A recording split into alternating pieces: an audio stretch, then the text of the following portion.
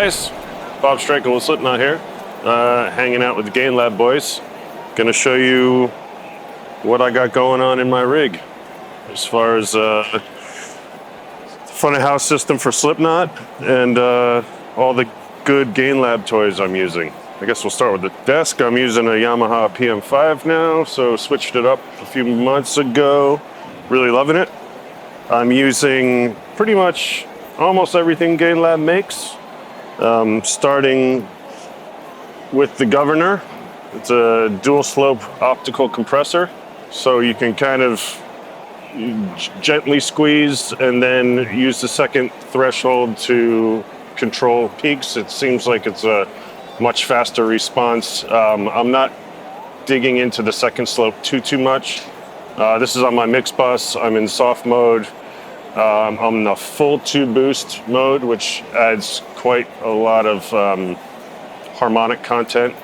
I'm using the auto attack and release function. So if you have one of these and you're in auto mode, the release won't work. So it's auto attack and release. And for full program content, it seems to be the best option for the type of music that I mix. On my second mix bus insert, I'm using the Empress, which is a all-tube passive inductor based, right?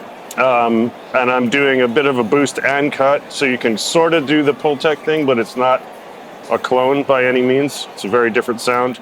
So I'm boosting 60 hertz by 4, and then cutting a little bit as well, which changes the curve of the equalizer.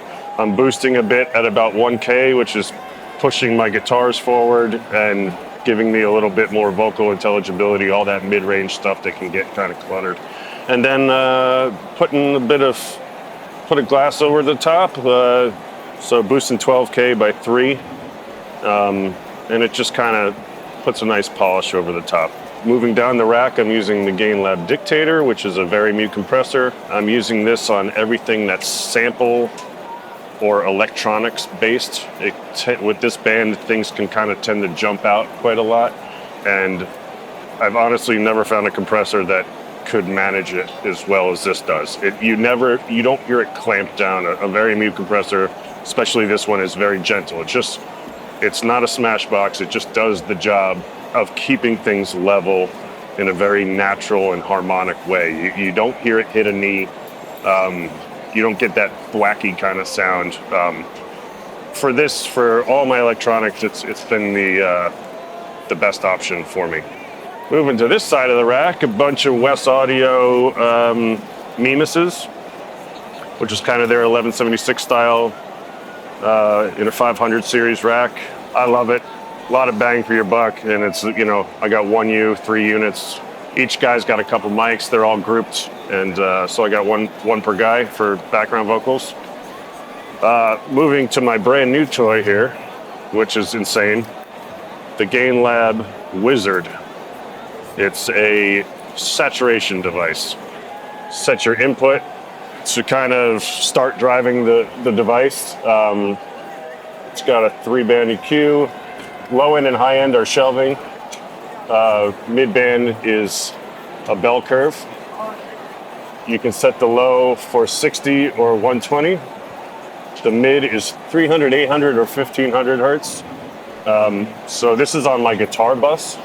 So I'm just doing a little low end bump, a little bump at 1500 to bring the mids out, and then a little bump at the shelving is at 2K or 4K, and I'm on 2K for this. Getting into the biasing, this kind of adjusts the characteristic of the distortion. So I'm kind of sitting in the sweet spot for guitars. To the left, it gets kind of granular, I would say.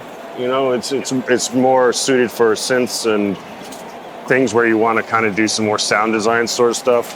So I'm kind of in the sweet spot. It's just adding nice harmonics. Then you go to the pressure is another very mute compressor, which is feeding off of the output.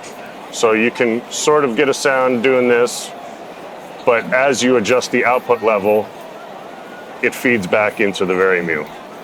So it's an interesting device because you can manipulate it in a lot of different ways.